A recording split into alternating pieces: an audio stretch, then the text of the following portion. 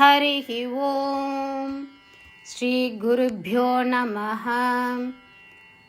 These shlokas are recorded by separating the stanza word by word for easy learning. Please share your feedback in the comment. Kindly subscribe and share to others.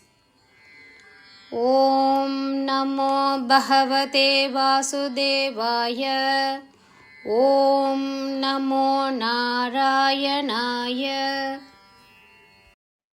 Sriman Narayaniyam Dashakam 26 Shloka 2. Kumbodbhutihi Bodbhutihi Sambhrita Krodha Bharaha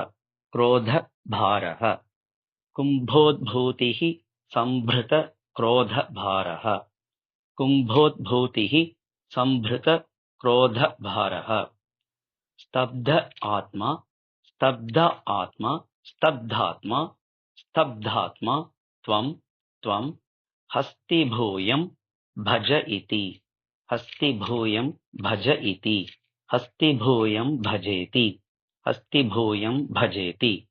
Stabdhatmatvam Hastibhuyam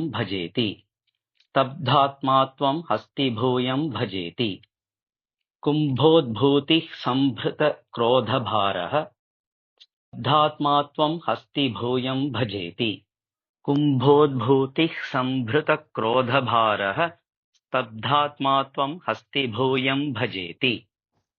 Shaptva atha enam Pratyagat Saha api lebhe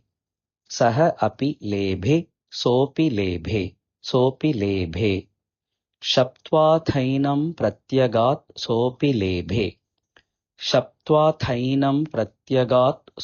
lebhe Hasti indratvam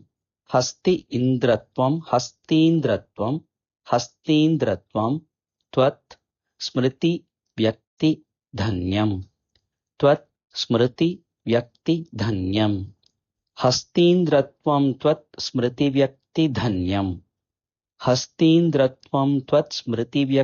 dhanyam Shaptvathainam pratyagat sopi lebhe Hastindratvam tvat smriti vyakti dhanyam Shaptvathainam pratyagat sopi lebhe Hastindratvam tvat smriti vyakti dhanyam Kumbhodbhutih Sambhrita Krodha Bharaha Stabdhatmatvam Hastibhuyam bhajeti Shaptvathainam pratyagat sopi lebhe Hastindratvam tvat smriti vyakti dhanyam Kumbhodbhutih Sambhrita Krodha Bharaha Stabdhatmatvam Hastibhuyam bhajeti Shaptvathainam pratyagat sopi lebhe Hastindratvam tvat smriti vyakti dhanyam Kumbhodbhutih Sambhrita Krodha Bharaha Stabdhatmatvam Hastibhuyam bhajeti